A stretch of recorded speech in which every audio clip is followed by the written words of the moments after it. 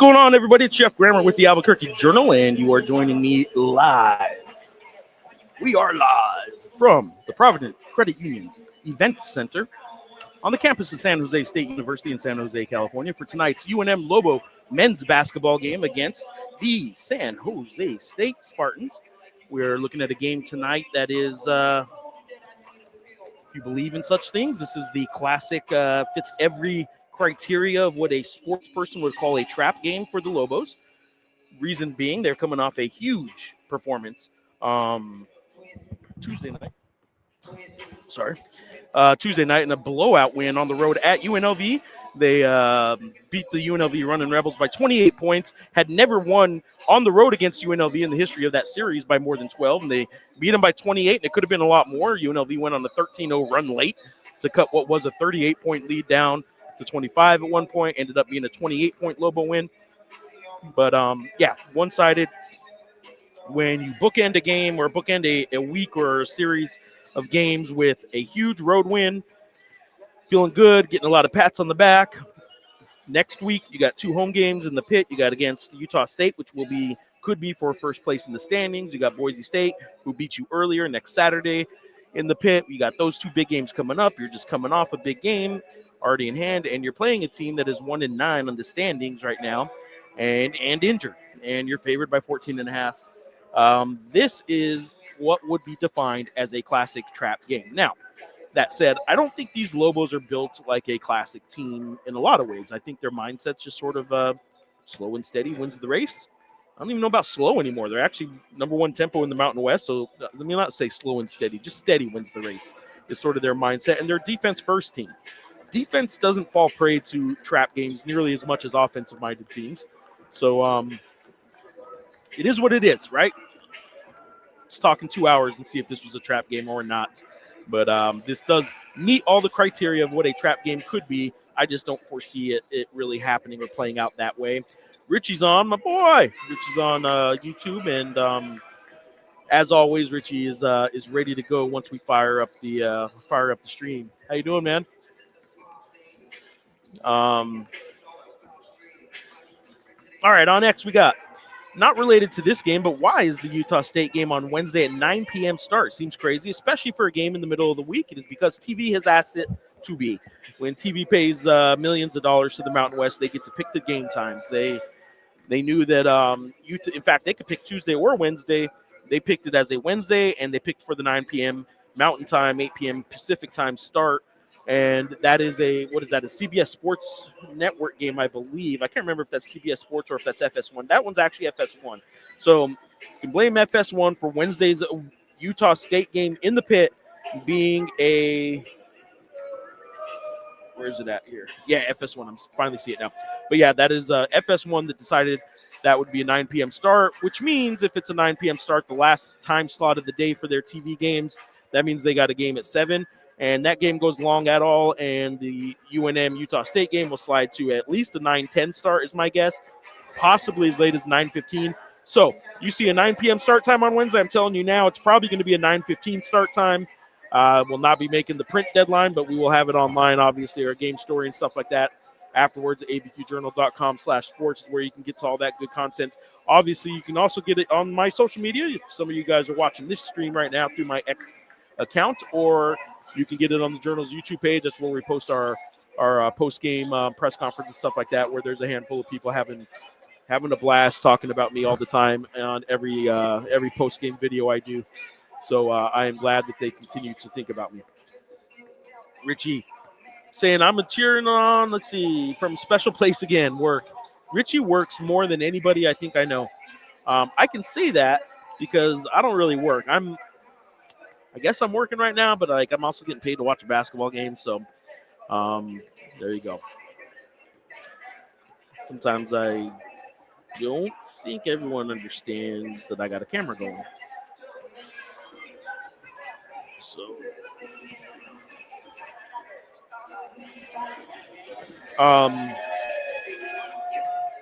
that's okay.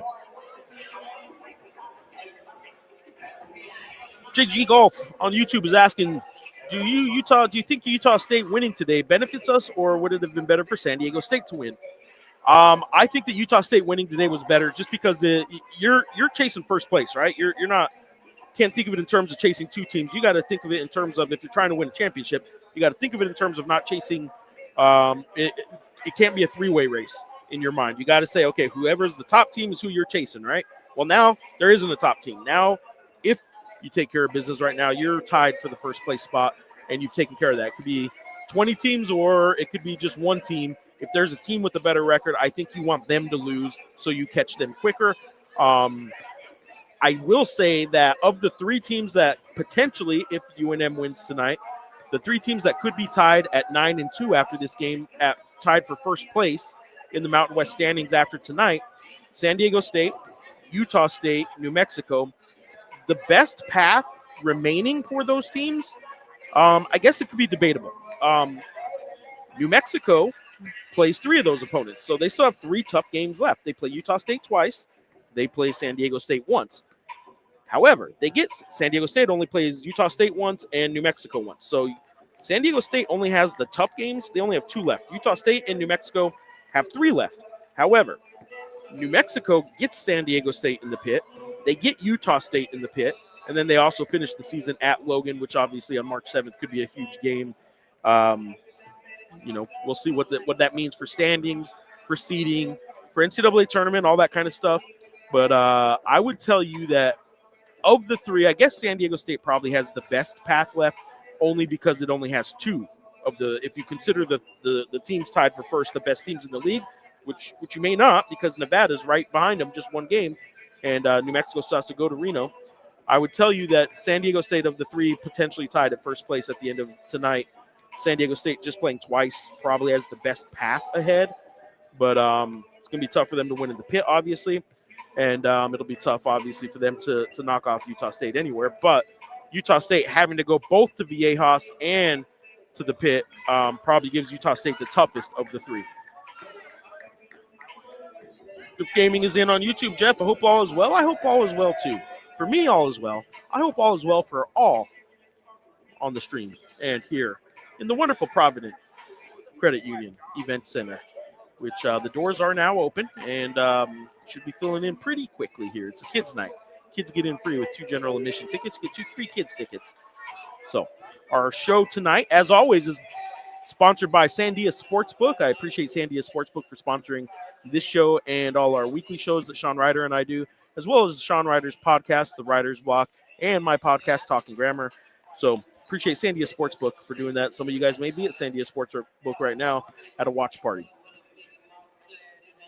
John Romero is in on YouTube. 120 of 165 field goal attempts for Chol have been 3-point attempts. 73% rate. Never seen such a thing for a 6'9" Lobo. Olin needs to do to see the light on that front. Olin talked about that in his press conference this week. Somebody asked him specifically about Chol, and Chol is doing the shot chart exactly as asked by Olin. That is what Eric Olin's offense wants out of their 4 position, is a lot of 3-point volume. You want to obviously not shoot bad threes, but you want that position to shoot threes because you're trying to stretch out the floor. And if you're 4, which is the 6'9" position, 6'9" Antonio Chol is playing, the position 6'9" Antonio Chol is playing, is stretching and pulling them out. That is what is unique about Eric Olin's offense. He does not want Chol playing inside as much as fans do. He does not run a traditional offense. This is not traditional. So thinking because he's 6'9", he should be playing inside a lot more is not what Eric Olin is asking him to do. I know that's hard to understand, especially when he's struggling at times from 3 and when he's not rebounding and he's 6'9", but that is by design. That is not what Eric Olin is asking him to do. In fact, if he did a whole lot of that, I think Eric Olin would probably limit his minutes because that is not what he's being told to do. I know it's counterintuitive for a lot of people, especially those who value traditional basketball. They have 2 big men. Eric Olin's offense is not about 2 big men. It is just not. Sorry to keep asking, but any update on Kevin Patton? There's no update on Kevin Patton. King Grammar, I like that. I think NMSU's new AD could make a change at the head coach of Aggie basketball. Man, I wouldn't have thought so a month ago, but yeah, they're struggling, right? New AD comes in, team struggles, who knows? I don't think NMSU is in a position to buy Jason Hooten out, and I don't think Jason Hooten should be bought out. I think he's a fantastic coach who has not yet figured it out, how to get them around or over the hump. But yeah, I mean, is it possible? Absolutely, it's possible. He came in and cleaned house when in the administration there, the athletics administration. So what's to say he wouldn't do the same with his coaches? Of course he would. And it's possible he's been asked to do some of those things when he was hired, and that's why it's been so abrupt. And frankly, it's not a popular decision in the industry. There have been a lot of people that have asked me what's going on at NMSU.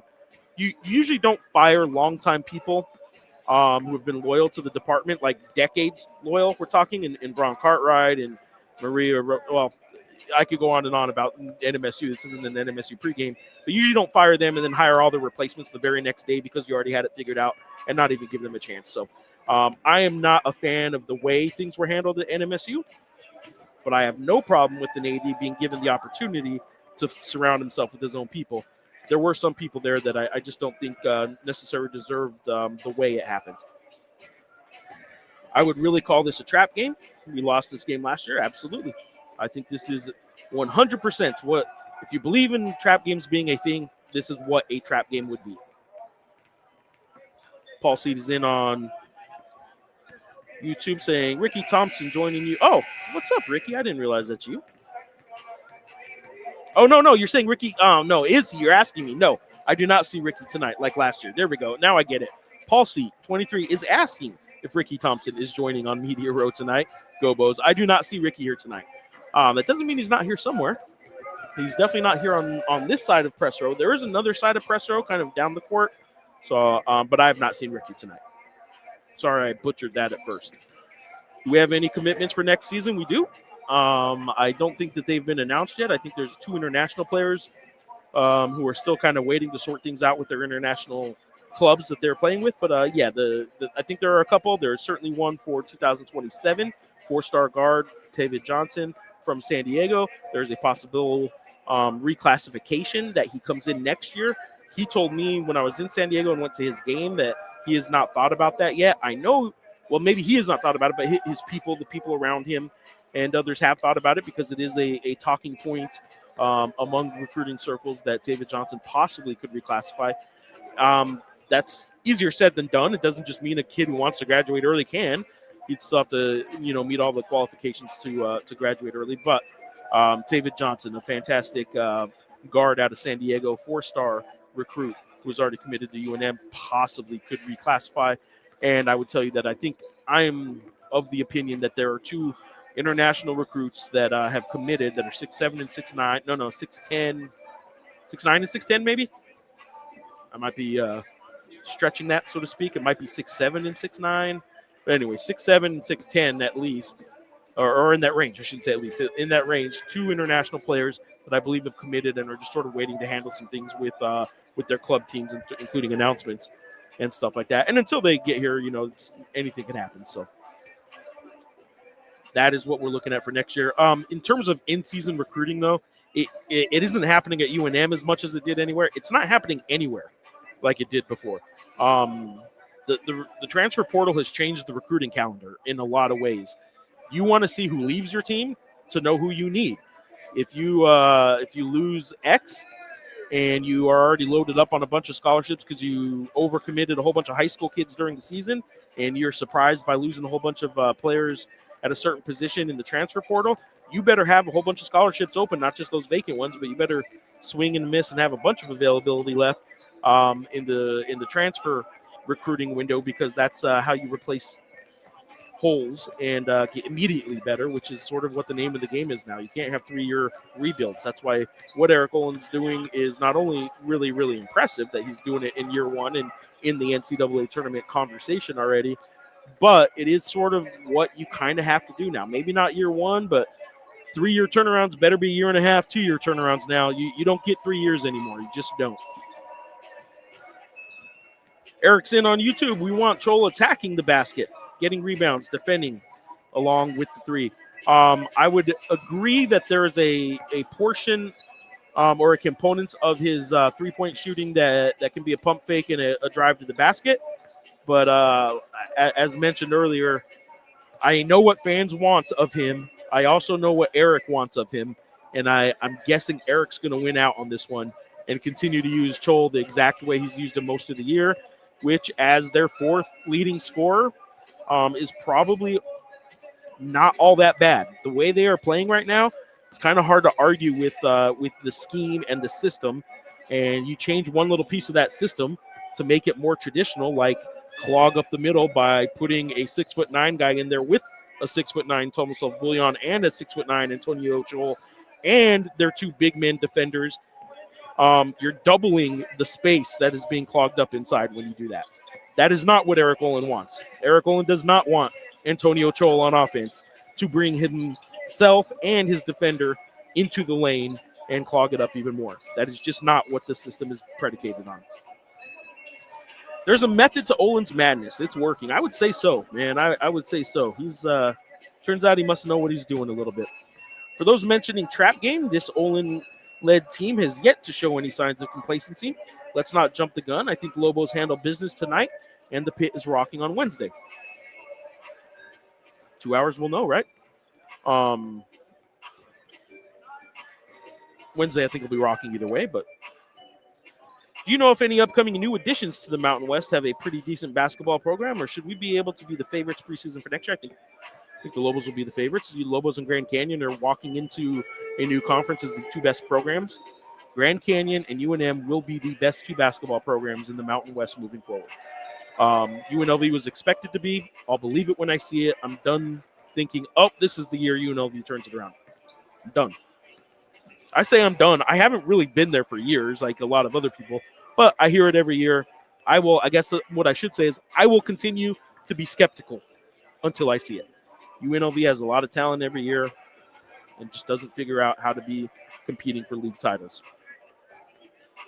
Jeff, does your family ever go on the road games with you? I brought my daughter to the Colorado State game this is December or January, whatever it was, when she was out of class, out of school, but spring break never really lines up. In December, sometimes I've taken them on road trips, but that's about it. If there's time off, I may take my teenage daughter on a trip again later this season if it lines up just right. My 6-year-old unfortunately is probably just not capable of making the trip and being one who will sit and watch a basketball game. So it's hard. She has some stuff going on that is just makes it hard to travel a whole lot with my younger daughter. Mr. Graham or J. Call's over 4.5 threes tonight. Oh man, if we're talking over under on J. Call, I would question the volume only in as much as he's gonna take eight of them. Let's say 8. I would question the volume because there is a potential that this game could be, I don't want to say out of hand, but could be a 20-minute game for J. Call as opposed to a 30-minute game for J. Call, which is what he usually gets. If you shave 10 minutes off of that and you're only playing 20, it might be a little bit harder for J. Call. So I would say under 4.5 3-pointers. I say that knowing full well I could look foolish because he will get his opportunities from 3. In this game, the way the Lobos attacked the rim and hit 20 of 24 2-point shots and just dominated at the rim without Thomas Bullion the first time these two teams played, I think San Jose State will adjust and probably create even more space outside for a guy like J. Call. Pit game on Wednesday or nah? I don't know, man. Should be. It's hard to predict pit games sometimes. Ricky said he will be here. I have not seen him yet, but if he will be here, I will gladly welcome him to press row. The negative consequences of Chol's one-dimensional game is a 3.5-point rebound average. Ricky Thompson sitting with Kurt Roth's contingent, supposedly. Antonio Chol's not supposed to be the rebounder on this team. It is Thomas Bullion, the best rebounder in the Mountain West, and then a guard group attack of a whole bunch of guards, including Antonio Chol, averaging 3 rebounds a game. You can say that's negative because you're thinking of it in terms of a 6'9" guy should rebound more than 3.5 rebounds a game. There is not a place in Eric Olin's current offense with this team that he is expecting Antonio Chol to rebound more than 4 games. So I guess you could maybe Maybe he could get a few more rebounds. But I'm telling you, it messes up what Eric Olin wants on offense if you put Antonio Chol and his defender close to the rim. Because then you have Tomislav Bullion or JT Rock and a 7-footer in JT Rock and a 7-footer guarding him and a 6'9" Antonio Chol and a 6'8", 6'9" forward guarding him right at the rim. And then you're asking Dayton Albury to drive and kick to Jay Call. The drive doesn't matter in the slightest when you have a whole bunch of big men around the rim. That's traditional basketball. That's not Eric Olin basketball. It just isn't. JG Golf, is that the first 4-star for New Mexico? For Olin's New Mexico, I mean, they've had 4 stars before. I mean, True Washington, I know, was a 4-star. Antonio Chol was a 5-star JUCO guy. He was an junior college All-American, ranked number 5 in the country last year. So Antonio Chol, if you consider junior college stars, so kind of depends, I guess, what you're asking. But yeah, there have been 4 stars for sure through the years. I think back even as far back as Alex Kirk. Alex Kirk was a 4-star. Did you see Phillips' game winner today? I did not. I know Phillips has been playing a lot better. I've been talking. I talked with Richard Pitino recently, and Philip has been playing a lot better. Kind of clicked fairly recently. Jovan did so about a month and a half ago, and worked his way into the starting lineup at Xavier. And Jovan Milicevic and Filip Borovicinin have both been playing really well for Xavier, who's as a team is playing a lot better than it was a month ago. See, the San Jose State band is here, and they are going to the bleachers. They are not sitting in their usual spot behind the bench. They're sitting behind the basket, rather. They're sitting – it's interesting. The San Jose State band now is located pretty much – it's a little catty corner. It's not directly behind the Lobo bench, but, like, the band is basically going to be playing – for all intents and purposes, it's basically behind the Lobo bench, and it's not often you have the band that close to the opponent's bench, which – I don't know, man. Not a big fan of that. Not going to complain too much about the tough environment in San Jose, but I don't like the band blaring horns that close to the opposing bench during timeouts and all that kind of stuff. They're not the only place that does it. I think, frankly, New Mexico State has their band pretty close as well. Do you think Richard Pitino is on the hot seat at Xavier, or does he have some time? I don't think he's on the hot seat in the slightest. Not in the slightest. I think they're just fine with Richard Pitino. Does any funding come from the conference? Will money change for us in the new alignment? Yeah, I mean, it's going to have a lesser TV deal. So, yeah, a ton of money comes from the conference, and they have not yet announced their new TV deal for the new Mountain West. When they do, it'll probably be less money. So, yes, there's going to be less money coming in from the conference moving forward. The Mountain West, of course, is hopeful to make up a lot of that. In fact, more than any TV contract, if they get all the money they're expecting in terms of exit fees for the departing schools and legal fees. There's a potential $150 million at stake in all the legal fees. And if the Mountain West gets every penny they say they deserve and that they're owed for the teams left and how they left and how they chose to do so, if they get all $150 million, that'll be divided up amongst 7 remaining teams, and then a smaller portion for the incoming teams.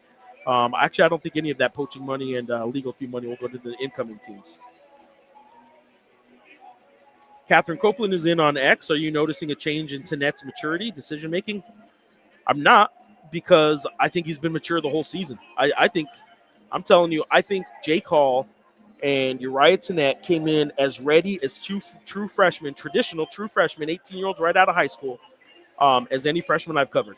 I think both of them. So I say that to tell you, I think his maturity and his decision-making is fantastic, but it's because I've thought that all season. So, no, I don't think it's any better. I think it's the same. At least San Jose State got rid of the microchip court. I don't know, man. I kind of liked it. I liked some character in this place. If you're not going to have fans, at least have some character. And I kind of liked the court being unique other than just unique to their logo. I liked it when they had either the microchip court that they had last year that glowed in the dark. Glue in the dark. I don't think glue's the right word. That was a glow in the dark court. I don't know what purpose that serves. You're not ever playing the game in the dark, and even if you were, a glowing court wouldn't help.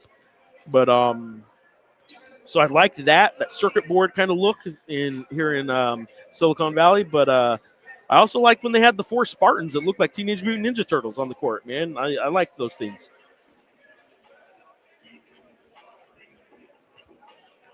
All right, we got that. This is true. San Jose is not a state. I looked it up. San Jose is indeed not a state. Does this year's team and JT Toppin make a run at the national title? I don't know.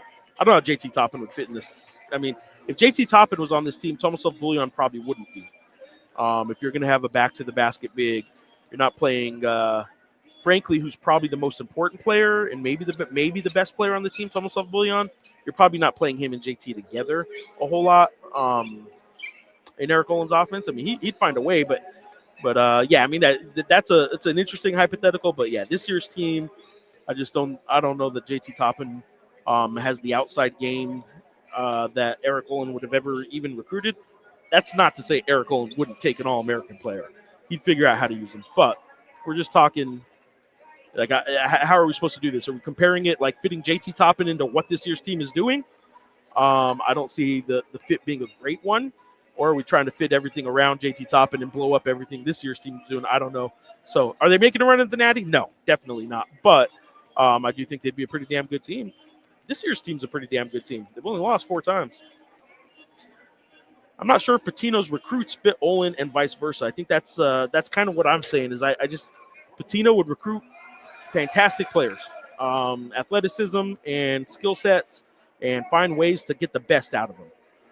Olin recruits fits to his system. He finds what he likes and fits that to not only to his system, but what else he has on the team. So if Antonio Chol, since it's a big topic today, Antonio Chol is a big that isn't rebounding as much as some fans want him to. So if you recruit a player around him, you probably want to get somebody with a high rebounding. Look at Rich Walls here. He's on the CBS Sports Network call tonight, and saying hi to everybody. But if you're trying to pair someone next to Antonio Chol, you're probably doing so with a good guarding rebound, right? Because as I said, you're not sending him inside to rebound, so you need a group effort to rebound. So you need a good rebounding guard. And Olin recruits in that mindset, how they fit together. Like if you're only going to have one rebounder on the court, the guards better be decent rebounders. Maybe not dominant, but decent. And they all better be able to shoot. True would have been nice to have on this team. Yeah, I think so. I think they would have liked to have him on this team.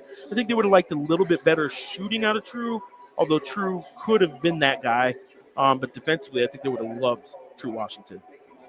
Is Hal playing tonight? No. How is Man China feeling?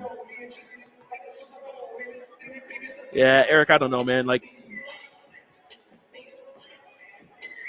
guy's been injured. Don't know why we should be taking shots at an injured player, but guarantee you he would be playing if he could. It hasn't been his decision. He'd love to be out there. What are your thoughts on what's needed for this team to take the next step? Hope we haven't peaked.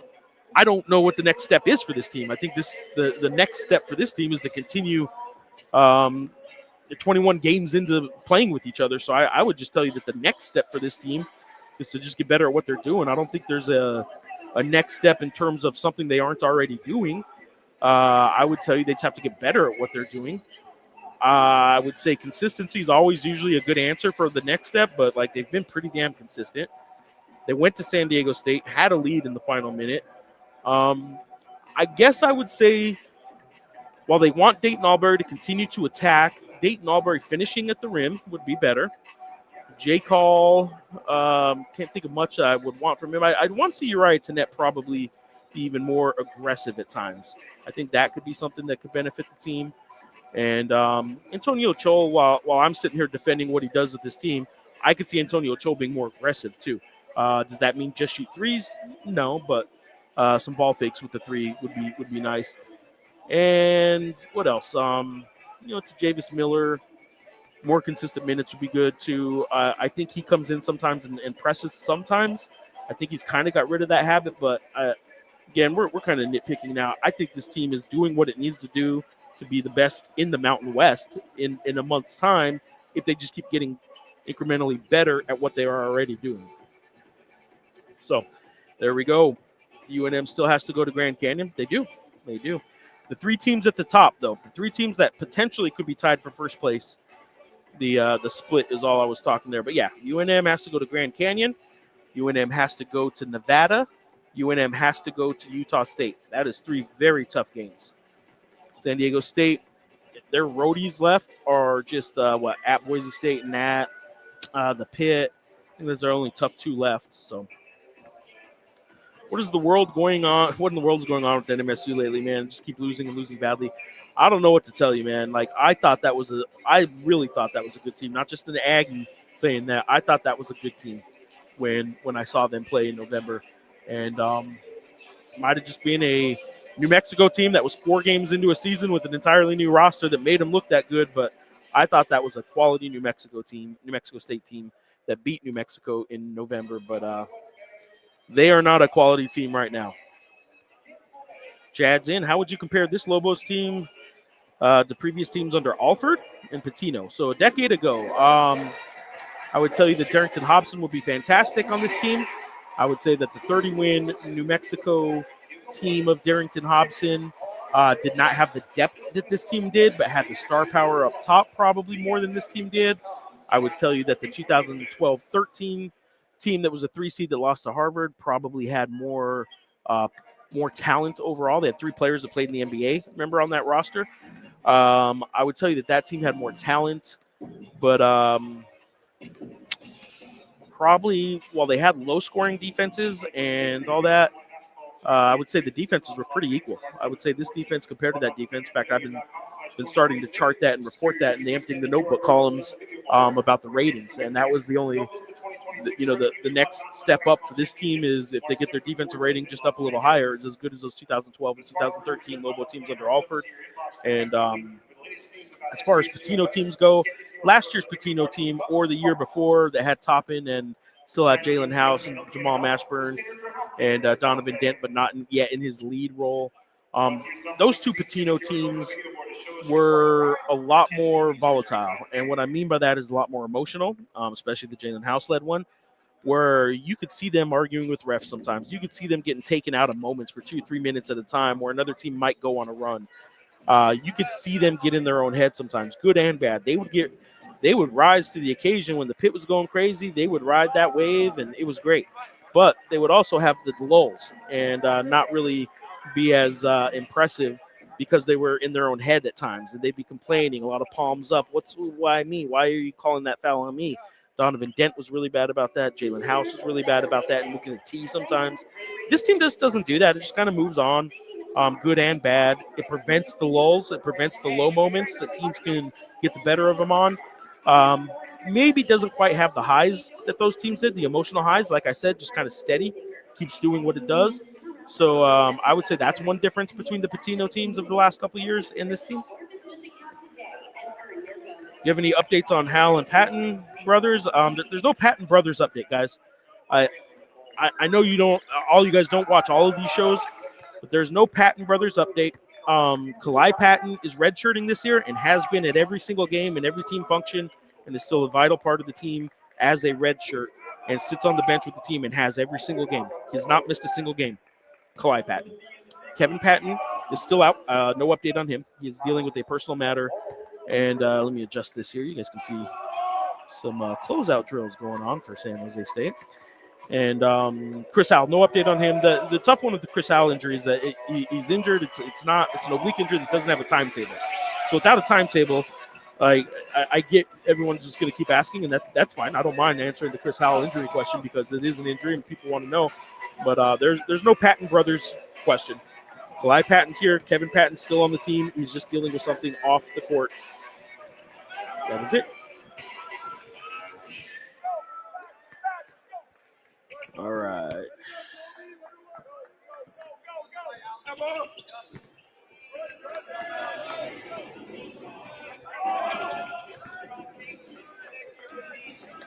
All right, Real El Duque is in. What's Olin's buyout? I don't see him coming back next year due to the new conference. Took the job knowing that it was the new conference. So if you think that's why he'd leave, you're wrong. You're not really basing it on anything other than I don't know what you're thinking, but I mean, he's already talked about that.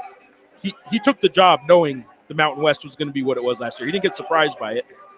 If Eric Holland's gone next year, it's because he's about to. I mean, he has been in talks. No, back up. He has been mentioned already as the hot candidate this offseason, just like he was last year when Fernando Lobo was able to hire him. So yeah, if he's gone next year, it's because he's going to get $4 or $5 million to go coach in the Power Conference.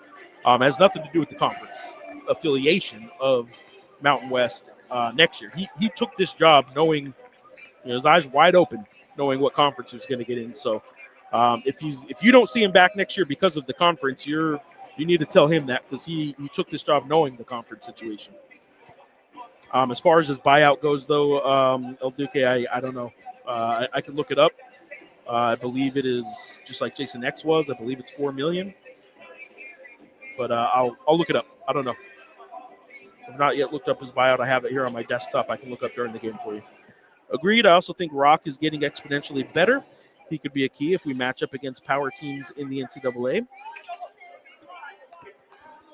CU basketball coach seat getting warm. Olin became a flight risk after 1 year with the Lobos. Could be. Talked to Fernando yesterday in the airport. Saw Fernando Lobo. We talked for a good 20 minutes and talked about that very topic. Tad Boyle has 4 years left on his contract and no expectation of leaving there, and Fernando has no expectation of firing him right now. So ask again in a month. Things change quickly in college sports, right? Albury's been getting more consistent around the rim. I'll say he does have the most violent falls after he drives, though. Dude takes a beating with his speed. Yeah, I don't know how he's not hurt more, man. Jason Hooten's last season in Cruces. I don't know, man, because I don't know if NMSU can buy him out. I think he still has 3 or 4 years left, and I just don't know how a school that's just doesn't have the money to even pursue the Mountain West. People like to say it's a UNM keeping him out. NMSU told the Mountain West, we don't have the money to join you. Don't even ask. People need to know that. Aggie fans need to know that. NMSU does not have the money to even join the Mountain West. So how they fire a coach and pay him a buyout, I don't know. Let's talk fan bases. The Herd, GCU, getting insane. Do we have some promotions to up our print presence? $15 tickets, I know that, for Wednesday. So they're hoping that they can get a sellout of the year Wednesday. I don't know if a 9 p.m. midweek game is going to be the first sellout, but I imagine the pit's going to be pretty crazy. I would tell you that GCU and Utah State both, their claim to fame, the reason they are so good is because of student sections. UNM is not going to make enough money to fund their entire athletic department like they do now, with giving away 4,000 free tickets and then 11,000 seat stadium like they do at Utah State, 4,000 student tickets per game. At Grand Canyon, it's a smaller arena with 2,000 student tickets that are given for free, 3,000 maybe. I can't remember what the number is, but UNM is never going to quite be there as far as the student section goes, because they need to make money to fund their athletic department. Football had 1 good year. If football has 2 good years or 3 good years and not getting raises to the coaching and coaching staff and upping the NIL money and rev share money after just 1 good year, then we can start talking about UNM basketball doesn't have to fund the whole athletic department as much anymore. But right now, that's kind of where they're at.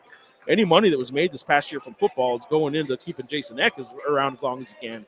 So, I don't see UNM giving away more student tickets than it already does, which is 1,500, I believe. More students can come in if they want, but I think they just kind of have to fill some gaps, so that it might not be in the student section per se. John Romero is in on YouTube. Aggies beat Delaware by 40.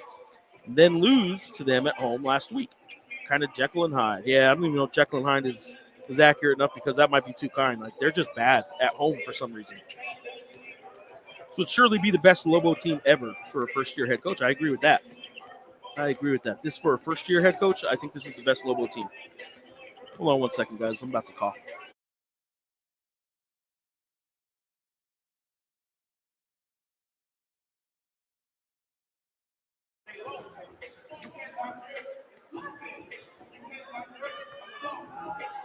Over under for attendance today, 500. It'll be over. I think that kid's special is going to get him to, actual of 1,000, announced like 1,800, 2,000 maybe. A lot of people behind me.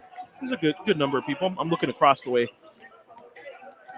Yeah, actual 1,000, announced nearly 2,000 probably. Thoughts on the manager game season for the managers? I think they need to start posting more of the updates. I need to see more updates. Big win at Colorado State in January. I haven't heard much since then, so I need more out of them. That's what I need more. Paul Seed, I would think Olin's buyout goes down with the department or the departure of the AD that hired him. Common clause in contracts. It is not in his contract. It was in the restructured contract of Jason Eck. It is not in Eric Olin's initial contract at UNM. I do know that much. So there is no buyout clause for Eric Olin that dropped because Fernando left. All right. Yeah, but we don't even have a student demand for 4,000 student tickets. I'm assuming our student section holds around 1,500. That is correct.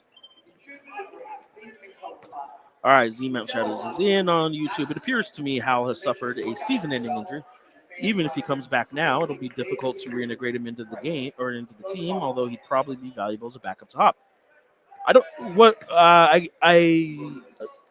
I'm curious what you've seen that says what the appearance is of a season-ending injury, because he does work out with the team. He's starting to take shots. He and the team and the trainers all say he is coming back. So I don't know what you've seen, or you said it appears he has a season-ending injury, because they haven't seen that, and I'm just curious if I missed something. And I'm being serious. Did I miss something? I don't think anybody is anticipating that. I mean, he's missed a little over a month and a half now of the season, and they still have all of February and well into March, where they want a senior veteran like him to be available during the postseason run. So, I don't think it's a season-ending injury unless something changed. I don't know. We're hauling to net top 100 recruits. Hauling to net, we're not even 3-star recruits. Nobody wanted them. Eric Olin recruited them early. I shouldn't say nobody wanted them. They had scholarship offers. UC Santa Barbara, I think, offered both of them. Some big West-level schools around California, but not many. I mean, both of them were committed to Eric Olin from early ages, and Eric Olin showed them a ton of love. And Eric Olin leaves, they'll both follow him. They're committed to Eric Olin. Eric Olin, that's how he recruited Jake Hall since he was 13, recruited David Johnson since he was 13, Jake Hall since he was 14. This staff identifies talent and pieces and fits a lot earlier than a lot of coaches that just look at the stars and rankings. And I don't even know if these guys, and I'm being dead serious, I would tell you that I don't think Sam Stapleton, who does a lot of their recruiting, is kind of their go-to lead recruiting guy. I don't know if he starts his day looking at any kind of rankings or lists or anything. He starts his day calling the people he knows. And Tank got, Thomas O'Bullion from overseas. He has some good international ties. They work their sources and their connections around grassroots basketball and high school basketball, especially in California, international basketball, where they got Thomas O'Bullion, and I think they have 2 international recruits coming in. They work their sources, and sources know them well enough to know what they're looking for, and that's where you get Milos Vicentic and Thomas O'Bullion, and obviously the guy they had last year at UC San Diego from New Zealand, actually. Everyone talked about increased attendance for football, but probably a good portion of those seats were occupied by fans with free tickets. Discounted tickets, a lot of discounted tickets for sure. I need to do a revenue number. They passed their revenue projection during the season. So it isn't that they didn't make what they projected. They made more than projected, but not as much more as people want to think, right? Your point is correct. Like they didn't kill it, like just because they doubled what everyone thought they would in terms of attendance doesn't mean they doubled the revenue. That's for sure. They gave away a lot of value. Maybe not entirely free tickets, but they were giving away a lot of discounted tickets. They were there are some season ticket holders who aren't excited about how many discounts and how many promotions UNM runs during the season. When I know an earlier question was, what are we going to do to try and get a lot of people at Wednesday's game against Utah State? Well, here's what UNM is going to do is they're going to run a discount. Well, you run enough of those discounts, then what's the value of buying season tickets when you're actually paying more for your season tickets than you would if you just wait during the season game by game to see what promotion they're going to run that game? And that's the danger in running too many promotions game to game, is you have an 8,500 season ticket base right now that paid X amount per ticket. And while there's a discount when you buy season tickets, if the discounts during the season override that, then you're really biting the hand that feeds you, and that's your season ticket base. So football faced some of that. The big need for football this year was to show that fans would come. That's why they gave away so many tickets. Who is UNM's main targets in recruiting for men's basketball? They got a 4-star recruit named Tavid Johnson from San Diego who is already committed. They got 2 international players. And other than that, just like every other team, there's just wait till the portal kind of time. There are not any other high school guys that I can tell you about right now that they are targeting. There are it's not really working that way anymore, where they are calling somebody up after every high school game and saying, "Hey, how you doing? How you doing?" They don't work like traditional basketball teams, and they don't recruit like that. They recruit guys for years, and hopefully they get them. Right, Annette and Jay Chol being right under Grand Canyon and San Diego State knows, and them not offering them is the best part. I can tell you San Diego State likes Jay Call's offense, but did not recruit him because he can't defend the way they would like him to defend. San Diego State will not recruit you if you are not first and foremost. You can answer the very first bullet point on your recruiting form, if you're an assistant coach, is who's he going to defend? And what position is he going to defend one-on-one? And at San Diego State, if you cannot do one-on-one, defend the 3, defend the 2, defend the 1, or whatever. And if you cannot switch, they're not even going to recruit you. And that was Jay Call's deal, is they did not believe he could defend. Jay Chol would be an asset to any team in the Mountain West, including San Diego State. Is he as good a defender as some of the San Diego State players? Probably not. Is he a better offensive player than most everybody on that team? Absolutely. Man, I hope we don't lose Olin. I can't take it again. I hope the day we become a hot position to be and not a step. Brian is on. Know how much student tickets are? Student tickets are free. When I was a freshman in 92, student tickets are free. They had table at the sub, just handed them out. The following year, tickets are $5. They're free. Yeah, student tickets are free right now. It kind of comes out of the student fees. On Howell's injury, they're so tight-lipped, hard to know what's up. I've heard 3 different stories. It's an oblique, it's a wrist, he had the flu, and will be back in a week or so. I can tell you, I reported it was a wrist at first, and it was not. It was an oblique from the start. He hurt his wrist the same game he hurt his oblique. He did have the flu and did not travel to Boise. He stayed home in Albuquerque from Boise, and they did have the flu. But they have never had a timetable from the Florida Gulf Coast game that he got hurt in. They've never once given a timetable like a week or 2 weeks. Never once. So if you've heard that, I will own that I reported it was a wrist injury for the first week he was out because I did not know that he also injured the oblique. So when he was still out a week later, I'm like, wait a minute, what's going on with the wrist? And they said, no, he's out because of his oblique. So a week into this 5-6 week absence, we've known it's an oblique, and there's never once been a timetable on it.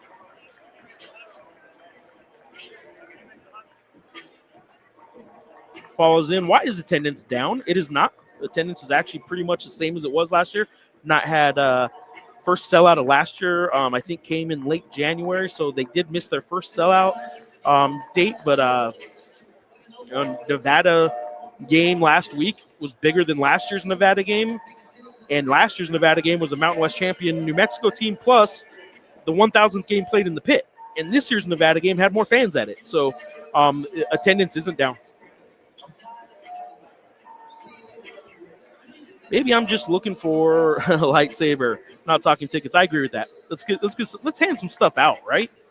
Do some lightsabers. I'm down with that. Brian's in, have student season tickets in the Spider, Smith, Clayton, Shields, Marlowe, White era. How about that for an era, man? All right, these Lobos are going in now. There's Samarius Jones and Kalai Patton. Look at that. Samarius Jones and Kalai Patton. Both with the team and walking off the court. Steve Ivey says CSU is likely to land Keaton Wagler until Illinois came in with the money. That is correct. Yeah, Steve and I talked about that on the Weekly Neek on Monday, in fact. John Scott is in. Will your seats be better at the Mountain West tournament than the UNLV game? They are. They're much, much better. Courtside at the Mountain West tournament. because UNLV is not in charge of the seeding at the Mountain West tournament. So there you go, guys. All right, we are 11 minutes away from tip-off here in the Provident Credit Union Event Center. San Jose State, UNM Lobos coming up. If the Lobos happen to win this game, they will be in a three-way tie for first place in the Mountain West standings. I will give you a quick update now. We do got one other game that's a half hour in now. 6:59 left in the first half. In Laramie, we got the Wyoming Cowboys 24, Colorado State 17. Finals from earlier, in case you have missed them, Utah State 71, San Diego State 66, creating that potential three-way tie, at minimum a two-way tie between those two teams at the top of the Mountain West standings. And Fresno State did beat Air Force at the Academy 79-62. Puts Air Force at 0-10. 10 minutes ago after the game, ABQJournal.com. Tomorrow morning, ABQJournal.com will also have not only the game story that posts tonight and the post-game video interviews, but you will have Emptying the Notebook. I post the morning after every regular season Mountain West men's basketball game. Appreciate you guys for being here.